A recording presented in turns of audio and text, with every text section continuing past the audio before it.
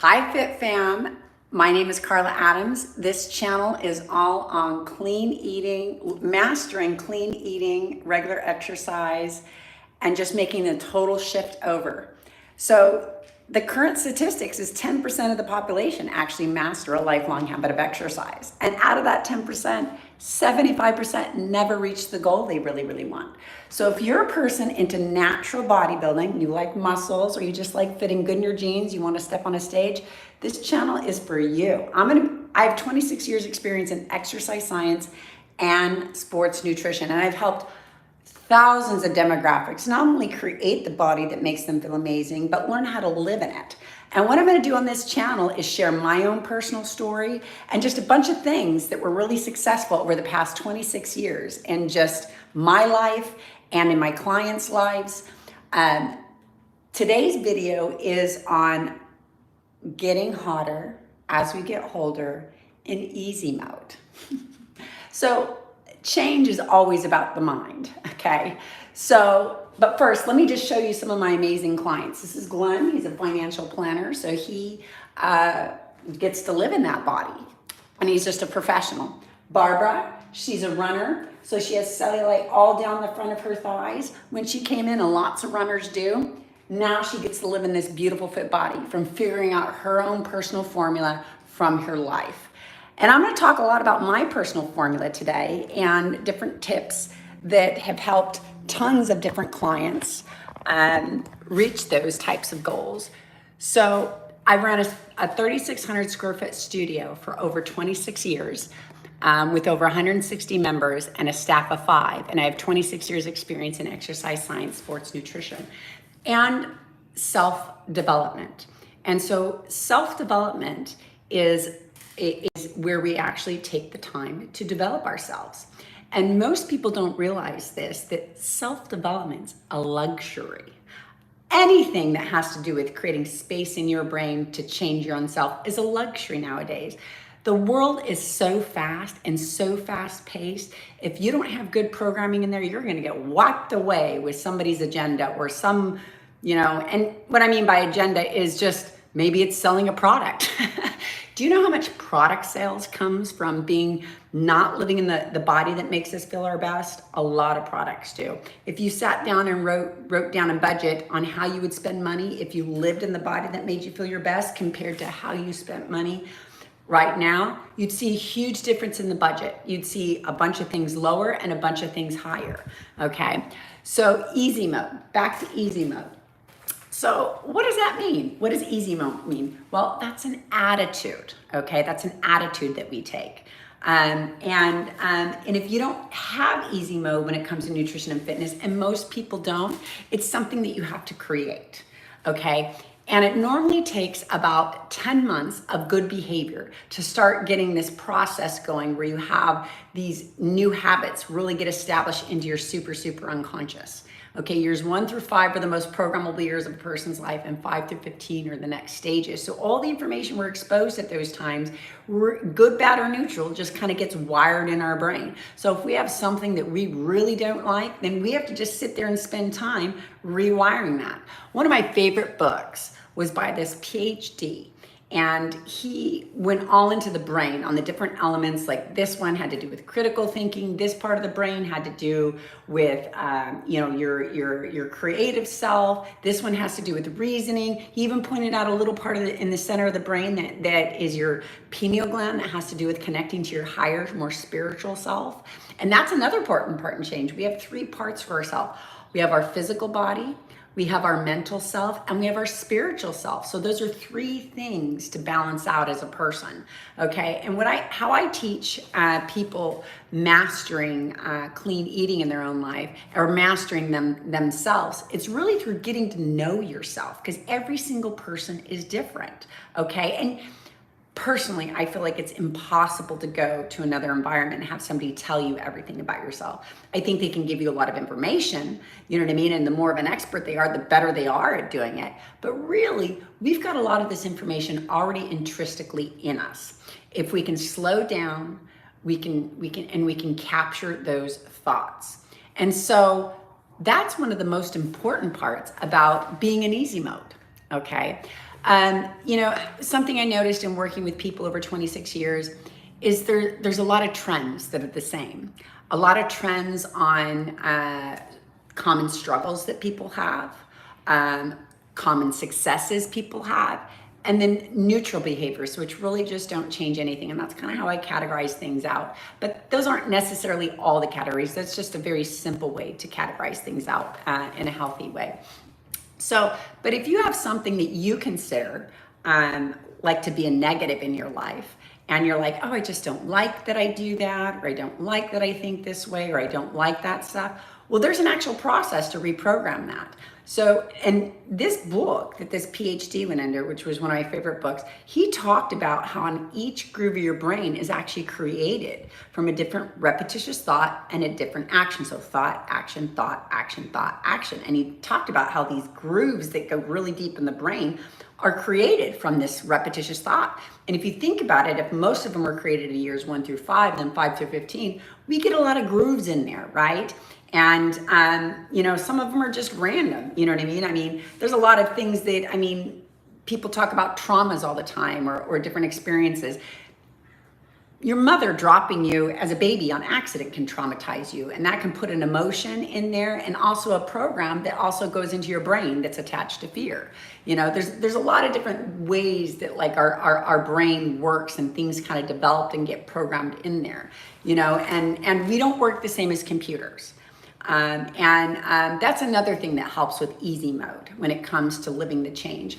If we're constantly putting ourselves in the wrong bucket of who we're not, that's going to create a lot of stress and a lot of anxiety.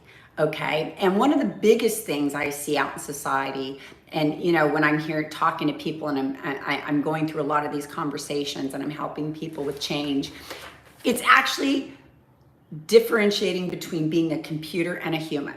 Okay. And some of the biggest differences between being a human and being a computer is a computer, you can actually you can have all your information on a disk, right? For a computer. And all this information, say this was all the information in the world on nutrition and fitness, right? We could have all the information in here and we could just put it into the computer.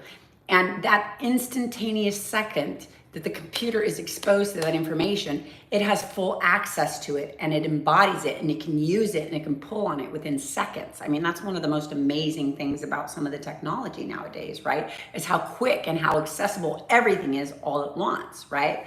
Whereas a human, and then what you can also do with that computer is you can unplug the information, then it all disappears, and the computer, it's like it never existed in there, and it will just go on like normal, and there's no emotion attached to it, right? There's no emotion. Like a computer has no emotion, right? So, but then the two, some of the opposites, like what you might see in a human, right? A human, like I just described what that PhD was talking about on how our brain works, right? Say we go through that years 1 through 5 or 5 through 15, and we get some different things ingrained in there that we don't really want in our life. Well, it doesn't just disappear like the computer. We can't just unplug it from our brain. We can't just remove it because we heard that it's not supposed to be there. And so those deep grooves, they have emotional attachment. And actually, most people don't realize their emotions are one of the most powerful tools that they have. And emotion is just slang or a short version for energy in motion, right? So we have all this whole spectrum of emotions, of energies in motion: gratitude, love, something neutral. We have anxiety, we have stress, or lower dimensional ones that kind of bring us down a little bit. And they're all positive. No, I don't really believe any emotion is negative, but they can be used in a negative way to keep us stuck in different spots, right? And this is a major difference between the computers and the humans. One of the most beautiful parts about being humans is that we're social and emotional. We care about each other. We want to, and for the most part, some people aren't this way. Some people want to do bad things to people, but I think for the most part, people generally have a good nature about them, and they generally want good things or good things for themselves or the people in their environments. I do believe that. But when we get those programs in there, we can't just remove them. Actually, the only thing you can really do is spend time developing a new groove and a new habit and get something else ingrained super, super deep in there. And what's happening is our emotions are actually attaching to these different things. And that's what fuels it. Like anytime something happens in the world, emotion is behind it, right? And that's the best part. But emotion drives everything, good, bad, or neutral. You know, if you can pick up any subject off the TV or in your life, and I guarantee you it's going to be driven by an emotion, right? Excitement, passion, anger, something. Emotion drives it, right? And these are tools that we have as people. But if not understood, or if there's something off with them, they can actually have a negative effect in our life, and they can keep things in our life that we possibly don't want just by not realizing how they work, okay? But I like to think of my emotions like tools, like they're outside. These are things that I get to use in life to help manifest and bring new positive things into my life.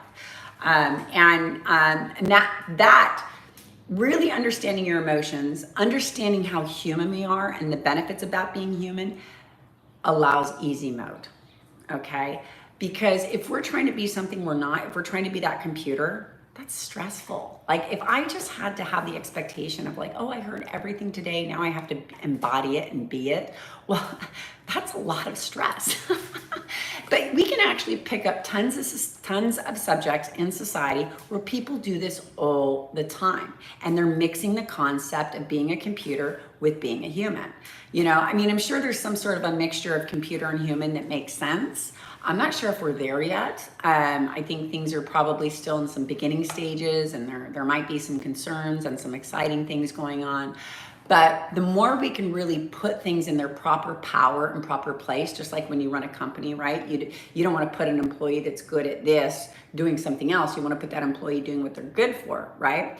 Well, we want the humans in the place empowered and thinking about the things that they're good for. And what they can do is they can do a ton of stuff a computer can't do on reasoning and understanding and decision making, right?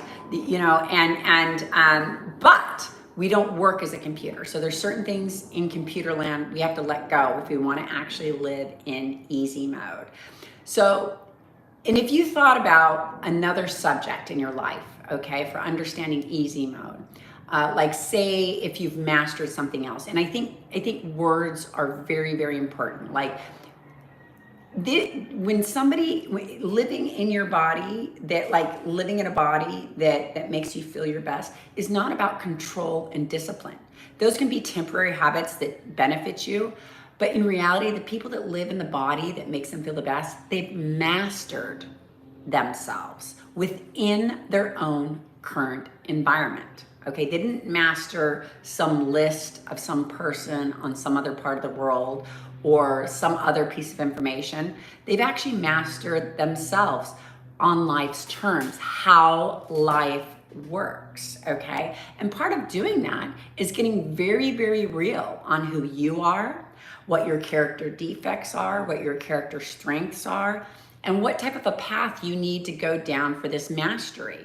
I mean, they have degrees on mastery, right? You can go get your degree in accounting, you can go get your degree in finances, you can go get your degree in, you can get a degree in nutrition, or you can get a degree in all these other stuff. Degrees don't necessarily guarantee that you've mastered something if they're not going over the right information. But it is the process of mastery, right? And you can see these degrees, they go out into like a 4-year, it's like 4 years, right? That they're saying, oh, we think this is the process that the brain needs to become an expert in this area. Well, all people need to become an expert in their own body and lifestyle and nutrition and exercise, just like they need to become an expert in finances, or they're going to have a lot of trouble. And just like they need to become an expert in their relationships and how the people they love work in their life. If you don't master these different areas, there's going to be lots of struggles in these different areas, because they all have different rules. They all have different flows for their economy. Okay, an economy does not always have to do with money. You can have the flow of love and relationships. You can have, there's a flow to exercise and nutrition and how the body works. There's a flow to money. Everything has its own set of rules and its own set of flow to it. And so if we want to master something, we have to go out and start understanding how these things flow. People that have mastered money, the flow of money, the flow of managing money, they went out and researched a ton of stuff, and then they had to customize a bunch of stuff to them. Okay, they're not, you don't see people, you don't see neighbors or girlfriends swapping financial plans, do you? Like you do nutrition plans. No, you'd never do that. And if the world started swapping financial plans, there would be so much catastrophe. Like if I took my financial plan and I went and sat down with my neighbor and said, let's just swap. Let's just, swap it out like people do with nutrition plans. It's like they would have stuff on their budget that makes no sense for them, and I would have stuff on my budget that makes no sense for them. And a good chances are, if we're swapping out, there might be something about both budgets that's so generic that it might not work on anybody's lifestyle, because the flow of money just doesn't work that way, right? People are different. They come from different backgrounds. They have different goals. They have different scenarios. They have different strengths and habits. It's multifaceted how all these other things work. So one of the biggest things that's important in living in easy mode is actually understanding who you are, and one of the reasons why, and so I put the title of this video as getting hotter as you get older, because that's always been one of my own personal goals. And it's just been, I always like to make fun goals for myself in fitness. Let's see, the first 10 years I was in fitness, I was a competitive distance runner. And so I literally ran like a 7:30-minute mile in half marathons, and I would compete in them. Actually, I've got a big old trophy up there, and it's all in Japanese, and it talks about me. And that was a race. I actually stood next to Noguchi Mizuno, who won the 2008 Olympic marathon. I didn't compete with her. I saw her back the whole time. And there was only about 100 women in this race and like 800 men. And it was over in Sendai, Japan. I was part of an official delegation. And you had to have these qualifying times to be in it. And so that was a lot of fun. And now I do the competing, right? But I always like to make fun goals, things that make it a lifestyle, right? Running, make it that was a fun lifestyle, to go out and do all these 5Ks, and I could have fun with my friends, and I would have all these trophies. I have a bunch of trophies over there from running all these marathons. I stopped being a marathoner though. And it was just kind of an executive decision. I have 26 years experience in exercise science, sports nutrition, and I live on formulas. And formulas are powerful. Just like you use a formula for your financial plan and your budget to keep everything in track and organized, and then you can manage it properly as you go along. Well, if you're highly athletic and you're in a sports training program, it's the same exact thing. Okay, and when I looked at my budget and I looked at how the running was going, I had actually suffered 2 injuries. And my injuries really were not from an issue within my training program or my nutrition, but a lot of injuries do come from those. And I'll put out some videos later that talk about, how nutrition and fitness play a role in injuries, both of them. Like you can get injured from not being on the right nutrition program, or you can get injured from not understanding how to train properly or being on the wrong training program. Okay. But I made it an executive decision because I was like, well, I have to drive myself into a sport, and I have an extreme personality. So I need to do something extreme. I don't know, it's just me. I have to be stimulated that way. So I was just really looking at it, and I love doing the running. But in reality, because I had a business and I had like 160 people I was working with and a staff of 5 and a huge building, a 3,600 square foot building, like for a private fitness studio, I could never recover from my running. That was the only reason I stopped being a runner. It's because I literally could not do the schedule that allowed me to recover from it, And so I just, I decided, I'm like, well, I need something else to get into. So I was already doing photo shoots with my clients and the transformation and stuff. So I just decided, well, I'm going to go compete, because I had some clients that I actually had that were competing. I actually had several women in their 40s and 50s that just came in for weight loss. But this is the power of exercise, true exercise science, sports nutrition. I had them placing in competitions on like their first and second show.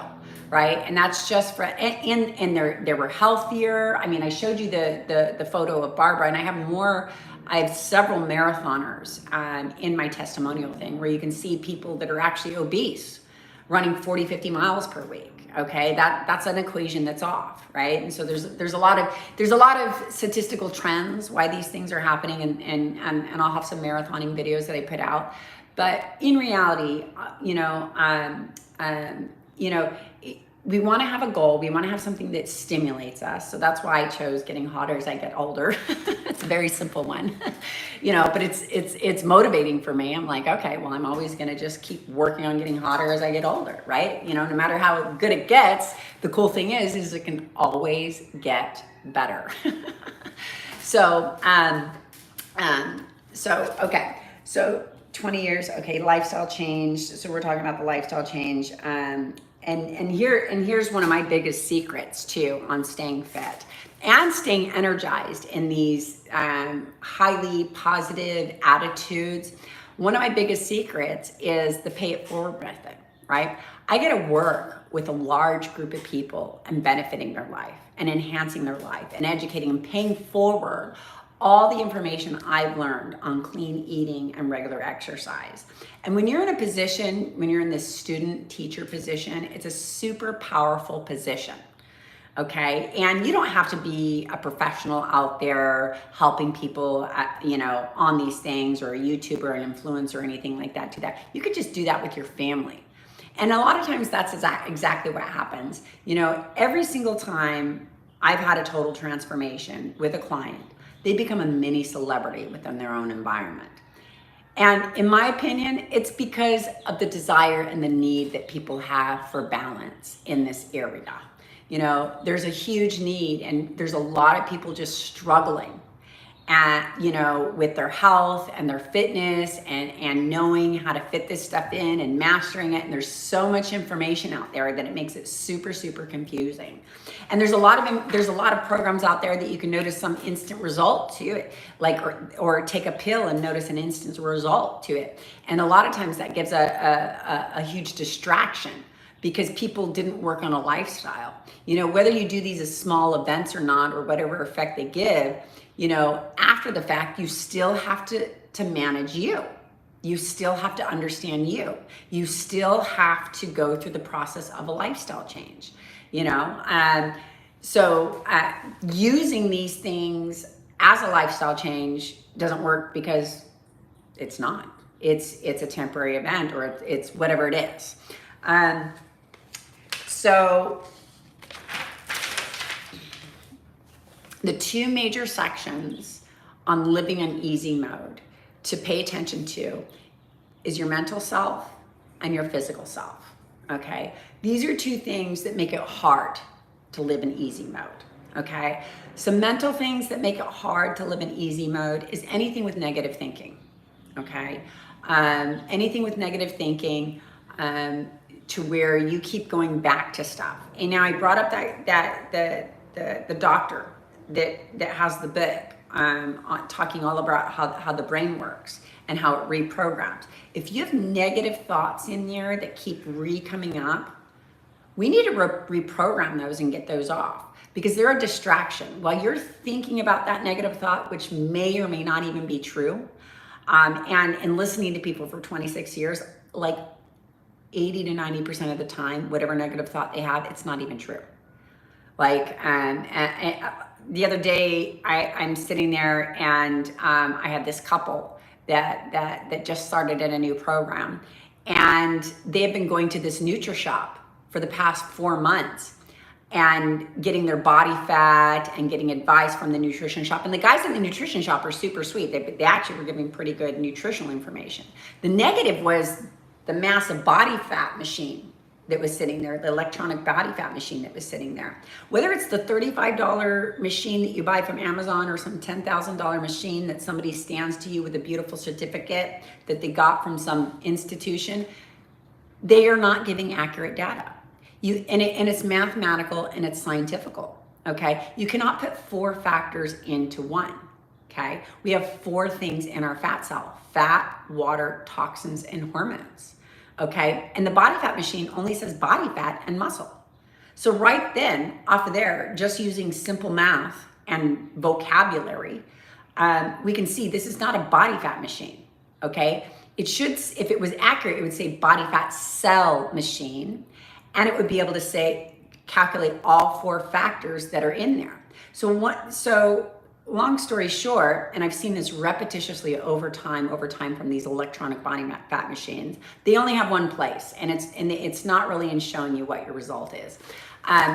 This woman who had been working out so hard, right? And she actually was on doing, I mean, I changed her program because we needed to upgrade her into something more specific to actually reach her goal. But she had a beautiful physique, and it's sitting there telling her she's 37% body fat. And she was not. She's probably like 20 if I looked at her. You know, and I've been staring at bodies, and I've competed, you know, for over 10 years, and I've had clients that compete for over 10 years. You know what I mean? And we've been staring at this stuff. These body fat machines are horrible. Okay, so never use them. Okay, they really contribute towards negative thinking because they're giving bad data. Okay, and there's other things out there that give bad data too, like taking your advice from a marketing campaign. Never take your nutritional advice from a marketing campaign.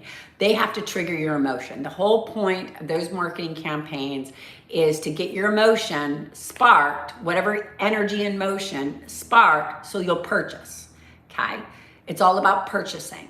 And 80% of the world's ideas come out of marketing and media. So I'm very, very big on protecting my own brain and telling other people to protect your own brain because it's, and to program yourself, because we only have so much space in our brain and time in our life, right? And so if you're not actively programming your brain and filling it up with the things you believe in and the desires and the manifestations you want to have in your life, it's going to be filled up by somebody else. And it's usually to the benefit of their agenda or their pocketbook. And we don't know what that is. Maybe they want to sell you a ho-ho or some other, they want to sell you some sugar product for $3 the rest of your month. And they have chemists that have 7-year degrees that understand your taste buds more than you do. So, and then they have a whole marketing department that understands your brain more than you do, right? There's a reason why a Super Bowl commercial is $4 million. It's not because of the football either, right? There's something happening during that 30 seconds that's really working. It is working, believe me.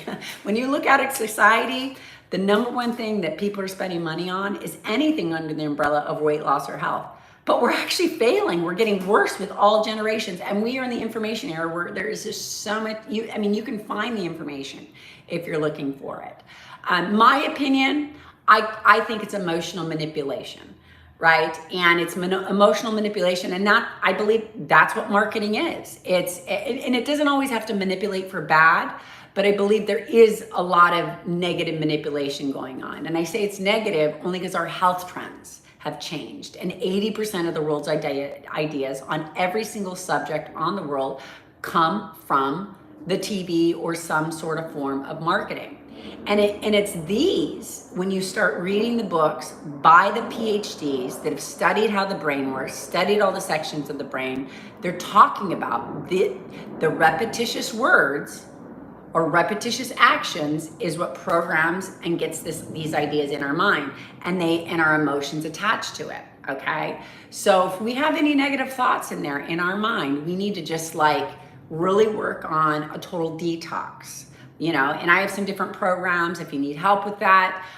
There's some links down below. I help people with this. I can help you with that. These videos will also help you. I'm going to be launching a ton of videos, so I definitely subscribe to the channel because I'm going to just be going over different stuff that helps with this process, and I've helped a lot of people. Okay. Now the other part is the physical. Right, so I just talked about the mental, and that's just part of the mental. There's a ton of the mental.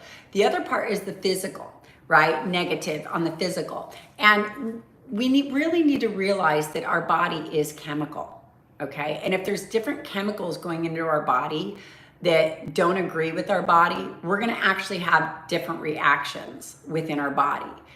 And that's all in spectrum to the actual situation. I'm sure a lot of you have heard a lot of different things, or a lot of different doctors talking about clean eating, 1 ingredient foods that come from the earth, or the difference in processed foods. I'll link below some different doctors that do talk on this if you have not, because there's a lot of doctors that are talking about this, and this is super, super important. And maybe even researching Eastern medicine. Eastern medicine is over a 5,000-year-old practice, which includes nutrition in it. Okay, so when it comes to the nutrition, it's super important to find out what things are chemically throwing you off. Okay, because there are things, even in the natural realm, that will chemically throw you off. But our body is chemistry. It does not work on emotions. Our organs don't work on emotions.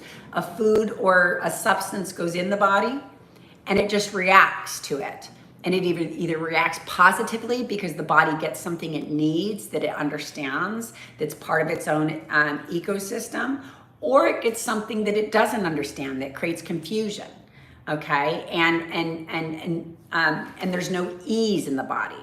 Okay, and the biggest thing is we want ease. We want ease in our body. We want peace in our mind. These are the things that put us in easy mode. Okay, and chemistry, what we put in our body, will affect our moods. It can put you in a good mood. It can put you in a bad mood.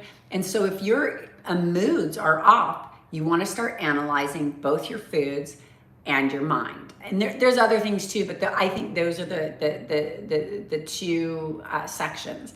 And then realize self-development and self-governance and self-governance is just you doing it yourself, you developing yourself. And that's how we work, okay? That's the strongest position in learning, is when we take ownership and we start mastering something, okay? And it actually gives us confidence too.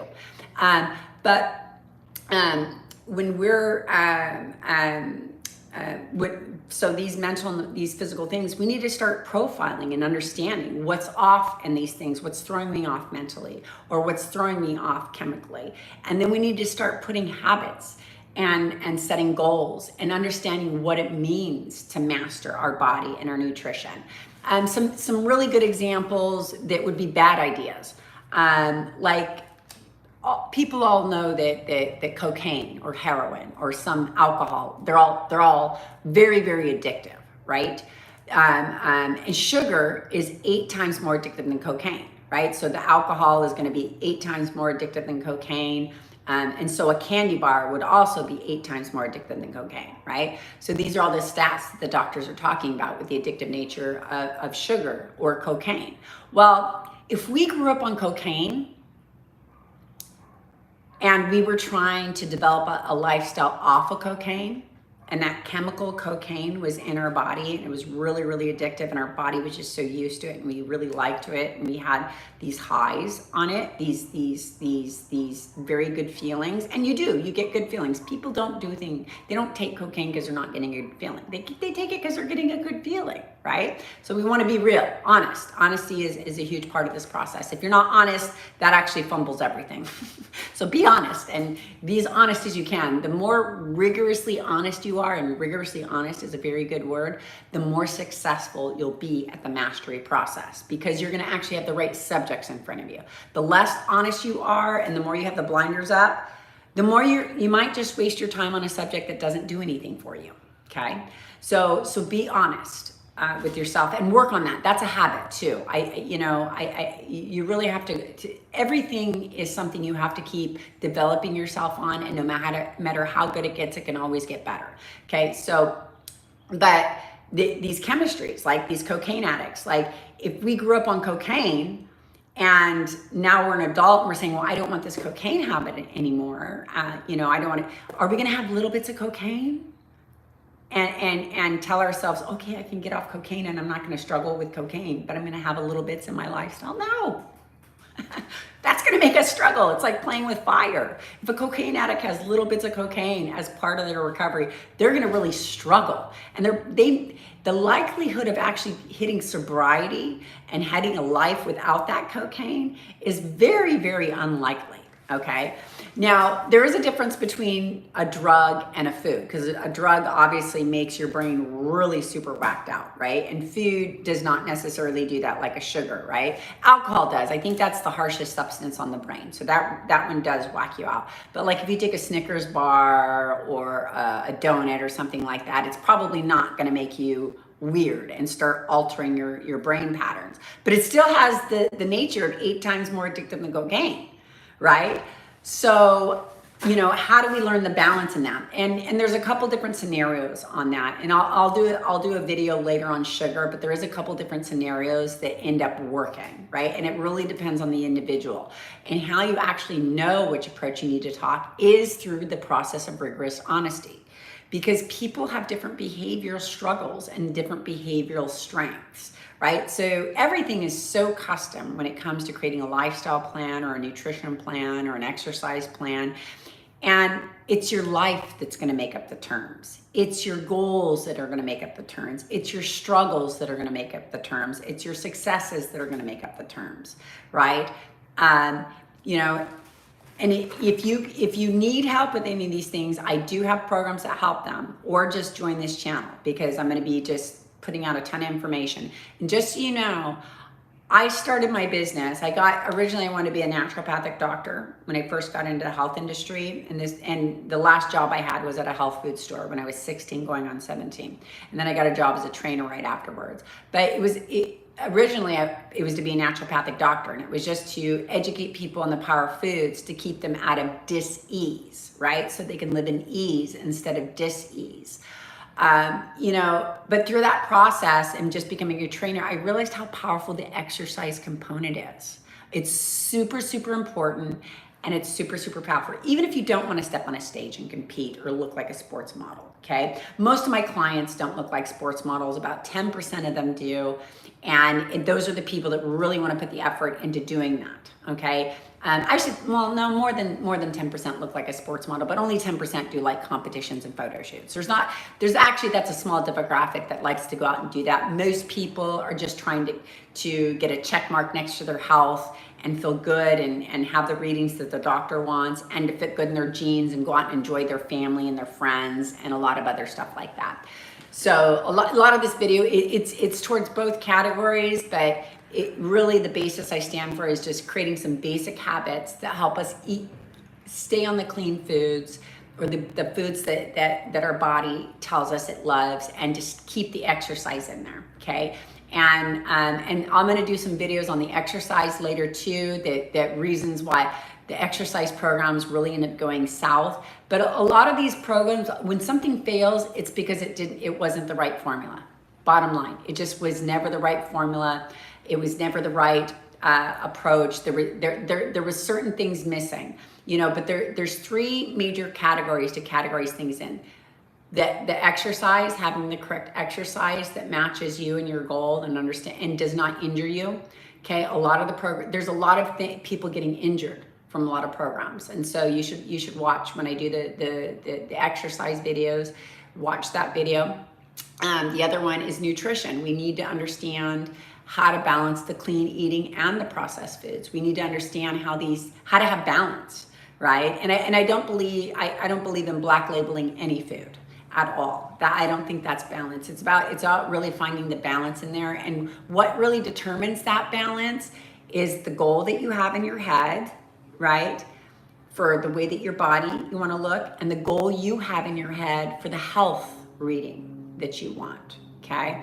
And then the third part is self-development, okay? And that comes through self-government. That's where we change ourselves. We actually work on self-governing and changing ourselves so that these things become part of who we are, and we start embodying them, okay? Just like the computer can embody it right away, we can't do that as people. We actually have to go through a process to get it embodied within us.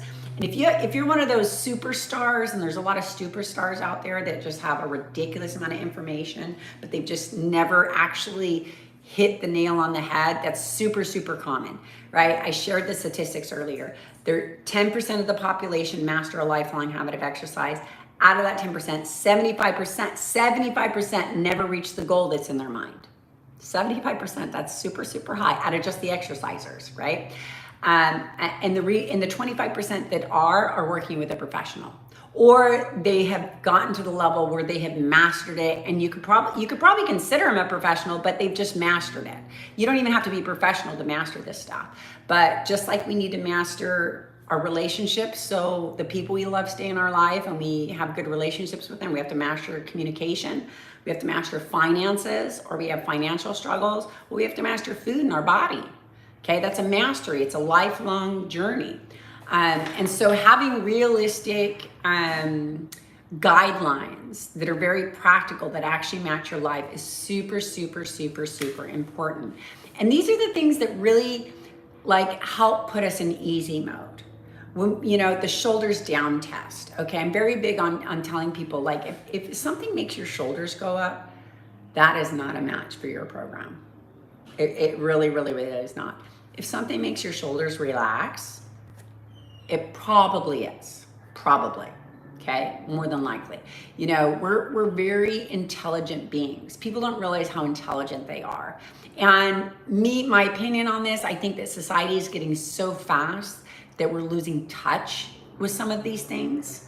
And maybe other subjects have come in that are, you know, great subjects to have, but again, we only have so much space in our brain and time in our life. So if we start introducing all this other stuff, something's going to spill over. And I really feel like health and fitness and really mastering ourselves has been the spillover, you know, and it's spilling over a lot. And so if you're wanting to master this stuff, you really want to start just looking at your lifestyle and figuring out, okay, I only have so much time in my life, space in my brain. How do I speak to the universe to create space for this? Okay, and I'm sure there's other subjects. Look at another subject in your life, whether it's your career or your marriage, or some other subject that you've mastered that you're like, oh, I'm such a rock star in this subject. Like, I am a rock star. I know it succeeds. I know how it fails. You know, I know I've mastered it.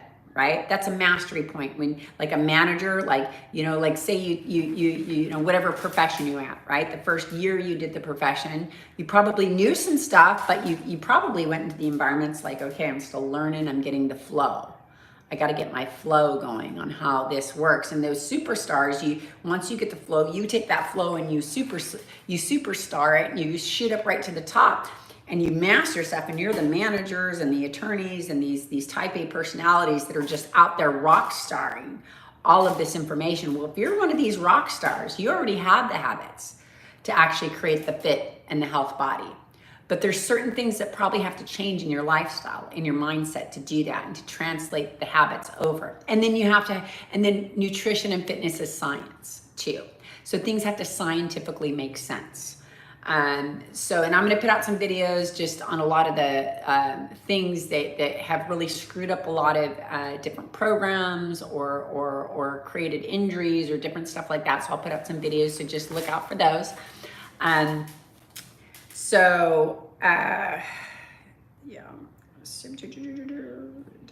Program 10 months of good behavior. Okay. So that's our show for today. So I hope you enjoyed. I hope you're motivated. I'll have another show this Thursday. I'll pick another subject. I'm just going to be picking subjects each week and posting videos. So like and subscribe, and I hope you enjoyed this show. And again, if you're looking for some help, go ahead and contact me below, or just keep watching the videos. Bye.